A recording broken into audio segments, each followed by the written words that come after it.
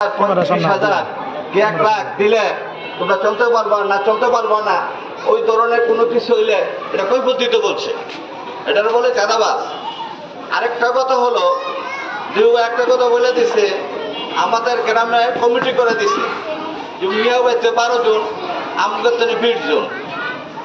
20 জন করার পরে মানে এটা পাহারা দেওয়া, কতগুলি ভাইরাস লোক আছে, মানে ভাইরাস খারাপ এরকম আছে। আমাদের আমলি করছে, আমরা সবাই ভাই, চাচা, বন্ধু, আত্মীয় স্বজন, এবং আমাদের ওই বাইরে চাইয়া একটা ক্ষতি করতে পারে, এই জন্য আমাকে একটা পাহারা দিয়ে রাখছে।